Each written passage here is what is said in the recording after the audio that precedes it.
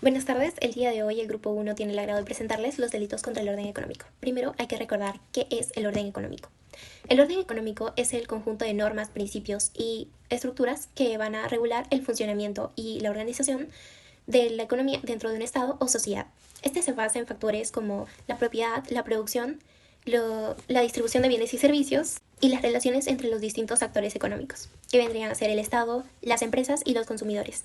En el caso de Perú se usa el sistema de mercado, en el cual predomina la libre competencia y la iniciativa privada. Ahora bien, vamos a ver la importancia del orden económico dentro de un Estado de Derecho. Su importancia radica en varios aspectos. Por ejemplo, la seguridad jurídica. La existencia de normas claras sobre propiedad, contratos y transacciones económicas fomentan la confianza de los ciudadanos y empresas en el sistema, reduciendo la incertidumbre y promoviendo las inversiones. Luego tendremos lo que es la protección contra abusos. Un orden económico bien regulado impide prácticas como usura, fraude por insolvencia y los monopolios abusivos, asegurando una competencia legal y acceso equitativo a recursos. Tenemos también el desarrollo económico sostenible, el cual un marco normativo adecuado permite el crecimiento económico sin comprometer el bienestar social, regulando sectores estratégicos como el comercio, la banca y la infraestructura pública. También tenemos la redistribución de riqueza, en la cual, a través de impuestos progresivos y políticas públicas, el orden económico contribuye a la equidad social, evitando brechas excesivas de desigualdad. La prevención de conflictos. La existencia de mecanismos de arbitraje y regulación evita disputas económicas que puedan desestabilizar el sistema y afectar la paz social. Bien, ahora veremos el rol del derecho penal en la protección del orden económico. El derecho penal juega un papel crucial sancionando conductas que puedan afectar la estabilidad financiera, la competencia justa y la confianza del mercado. Su rol se manifiesta en aspectos claves como lo son la prevención y sanción de delitos económicos. Se incluyen los delitos como fraude por insolvencia, lavado de activos, corrupción y usura que pueden desestabilizar el sistema financiero. También tenemos la protección a la libre competencia, en el cual se penalizan las prácticas como el abuso de poder y colusión, asegurando que el mercado funcione de manera equitativa y sin distorsiones. También tenemos la responsabilidad penal de empresas y personas jurídicas, en el cual la legislación peruana contempla sanciones a las empresas que incumplen con normativas económicas, promoviendo el cumplimiento normativo y la autorregulación. También contamos con la garantía de transparencia y confianza, al castigar delitos como la falsificación de documentos financieros y evasión fiscal. El derecho penal refuerza la confianza en las instituciones económicas y protege los intereses de los ciudadanos. Bueno, yo voy a hablarles acerca del marco normativo, tanto a nivel internacional como a nivel nacional. A nivel internacional empieza con el Convenio de Viena de 1988. En nuestro país empieza con el Decreto Legislativo 736 del año 1991. ¿Tipificaba como tal el delito de lavado de activos? No, no tipificaba como tal, pero sí era un avance para sancionar este tipo de delito. Después tenemos el Decreto Legislativo 25428 del año 1992, que al igual que el de 1991 no tipificaba como tal este delito. Después, a nivel internacional, viene el Convenio de Palermo del año 2000. ¿De qué nos hablaba el Convenio de Palermo? El Convenio de Palermo nos hablaba del delito, que los delitos no solamente son el lavado de activos como tal, sino también los problemas vinculados a la criminalidad organizada. ¿Qué quiere decir? La minería ilegal, la trata de personas, etc. Después del Convenio de Palermo, ya viene como tal una ley especial, que es la ley 25564 del año 2002. Esta ley sí tipificaba como tal el delito de lavado de activos. Pero ¿cuál era el vacío de esta ley? Es que no dice expresamente y tampoco prohíbe que el propio sujeto activo del delito previo puede cometer el delito de activos, es decir, no sancionaba el autolavado. También nos habla de los delitos autónomos, de las conductas típicas, que son la conversión, transferencia, ocultamiento y tenencia. Esta ley era un reflejo de la Convención de Viena también. ¿Qué nos habla la Convención de Viena? La Convención de Viena nos hablaba del delito autónomo, del delito instrumental, del delito proceso, etapas, fases. ¿Qué es lo que sigue después de esta ley? Viene la Convención de Mérida del año 2003. A su vez, en el año 2005 viene el Convenio de Varsovia. Pero en nuestro país vamos a tener el decreto legislativo 986 del año 2007. ¿Y cuál era su aporte de este decreto a la ley 27765 del 2002? Es que va a subsanar la falla de la ley anterior. Es decir, que ya va a sancionar el autolavado. O sea, nos dice que el sujeto activo del delito de lavado de activos puede ser un tercero.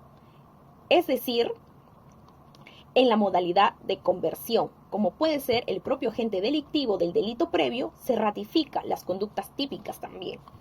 Lo que ya se había hablado antes, los 4 tipos de conductas típicas, en este decreto se va a rectificar. Después tenemos el decreto legislativo 1106 del año 2012. ¿Cuál es el aporte de este decreto? Ratifica las conductas de conversión, transferencia, ocultamiento y tenencia. Y nos agrega 2 conductas típicas más. ¿Cuáles son? Las 2 conductas típicas más que aumentan es el transporte y el traslado. Ratifica y queda plenamente claro la sanción y el concepto de autolavado. La corrupción como un delito económico. La corrupción es uno de los delitos económicos más graves, dado que tiene la capacidad de desestabilizar economías y socavar la confianza ciudadana y favorecer a redes criminales. Este estrechamiento vinculado de otros delitos económicos, especialmente con el lavado de activos, ya que los funcionarios corruptos utilizan estos medios para disimular y ocultar el origen de estos fondos obtenidos. Esta relación entre la corrupción y el lavado de activos trabajan conjuntamente, ya que el dinero proveniente de estos actos corruptos, como el cohecho, el peculado o colusión, suele ser canalizado a través de mecanismos financieros complejos que legitimizan su origen. A su vez, el lavado de activos permite que los funcionarios corruptos disfruten de las riquezas obtenidas sin riesgo de ser detectados fácilmente, lo que incentiva la comisión de estos delitos ilícitos. Los sistemas financieros y comerciales se ven contaminados cuando se utilizan para ocultar fondos ilícitos y dificultando la detección de estos delitos y debilitando el Estado de Derecho. Los delitos como colusión, cohecho y peculado, que la colusión es el acuerdo entre funcionarios y particulares que defraudan al Estado, como ocurre con una frecuencia en contrataciones públicas, donde se manipulan las licitaciones para beneficiar a estas empresas. Con el cohecho implica el ofrecimiento o aceptación de sobornos por parte de funcionarios públicos a cambio de favores o decisiones indebidas, que puede ser activo cuando el soborno es ofrecido o pasivo cuando es recibido. También el peculado consiste en la apropiación o uso indebido de fondos o bienes públicos por parte del funcionario. Estos delitos tienen consecuencias económicas directas e indirectas, que desde el desvío de recursos públicos hasta la ineficiencia institucional. Impacto en la inversión y en el desarrollo, que desalienta la inversión nacional y extranjera, ya que introduce incertidumbre jurídica, incrementa los costos operativos, afecta la competencia leal y los países con altos niveles de corrupción tienden a traer como menor crecimiento económico, reducción a la calidad de servicios públicos, desigualdad social acentuada y pérdida de confianza en las instituciones. Asimismo, la corrupción impide el desarrollo sostenible al desviar fondos que podrían ser destinados para salud, educación, infraestructura o justicia social. Algunos ejemplos emblemáticos podrían ser el caso Odebrecht, que fue un caso muy sonado en toda Latinoamérica porque trata de una corrupción grande del continente en la que la empresa brasileña Odebrecht pagó sobornos a funcionarios de varios países para obtener contratos de obras públicas que implicó a presidentes, ministros y altos funcionarios. Con el caso Lava Jato, que un caso que también se sonó mucho, investigó una red de corrupción en la empresa estatal Petrobras, revelando una estructura de lavado de dinero y sobornos masivos a políticos y empresarios. También el caso Cuellos Blancos, que fue del puerto del Perú, una red de corrupción dentro del sistema judicial peruano que involucró a jueces y fiscales, empresarios que manipulaban los fallos judiciales. Lavado de activos. El lavado de activos es un delito complejo que consiste en ocultar, transformar o transferir dinero, bienes o ganancias obtenidas de actividades ilícitas, de manera ilícita, con la finalidad de darles una apariencia de legalidad.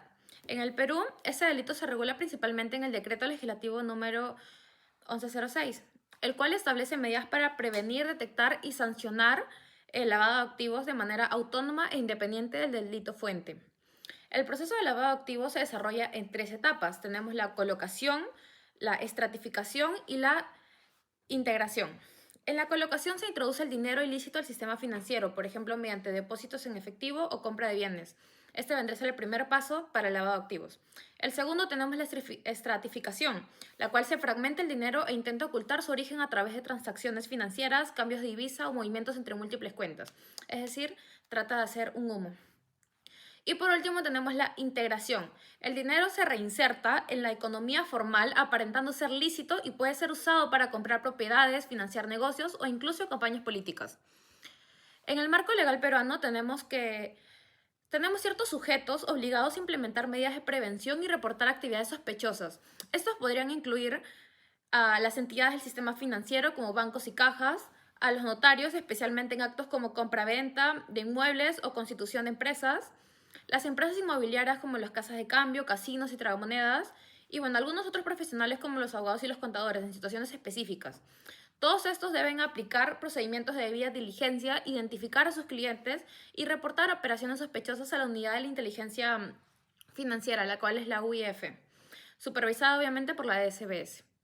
En cuanto a las tipologías, el lavado activo puede clasificarse en 3. El lavado por terceros, cuando una persona actúa como intermediaria para ocultar bienes de origen ilícito que no le pertenecen. Lavado corporativo, en la cual se utiliza empresas, fachada o estructuras legales para justificar ingresos ilegales. Y por último, el lavado transnacional, cuando las operaciones involucradas cruzan fronteras, como ocurre en redes internacionales de corrupción o narcotráfico.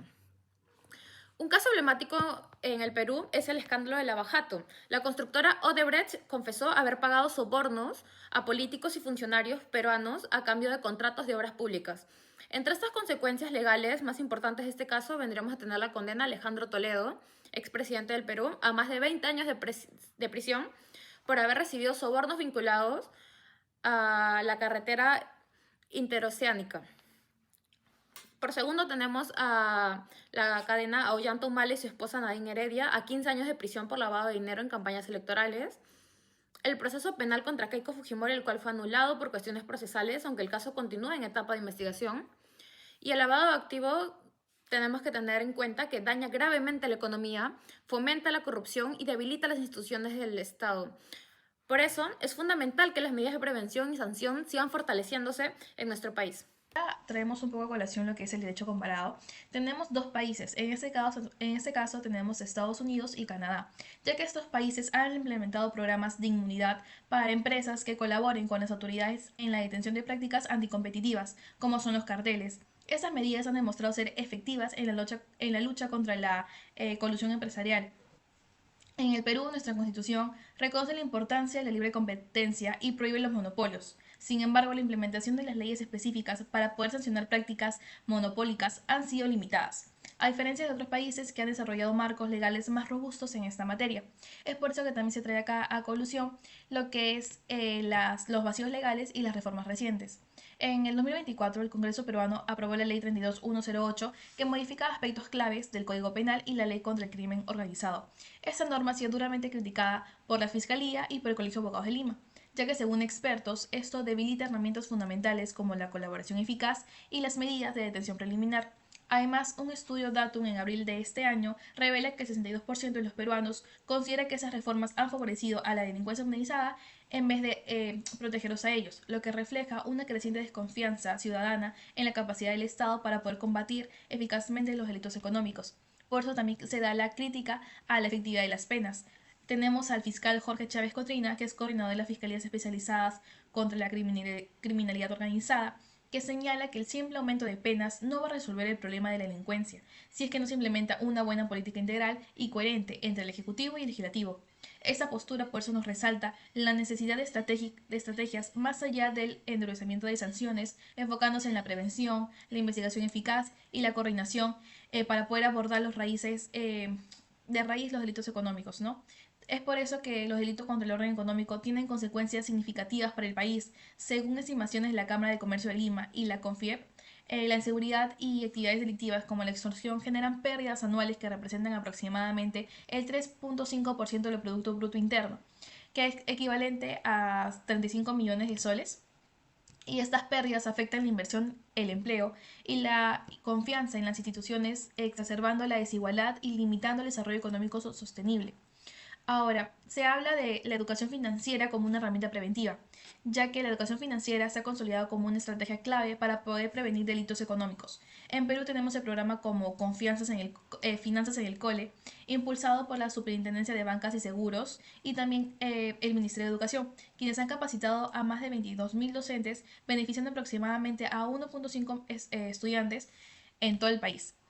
Ahora, además, también se ha demostrado que la educación financiera impartida en las escuelas tiene efectos positivos no solo en los estudiantes, sino también en sus familias, mejorando prácticas financieras y reduciendo la morosidad, especialmente en hogares vulnerables.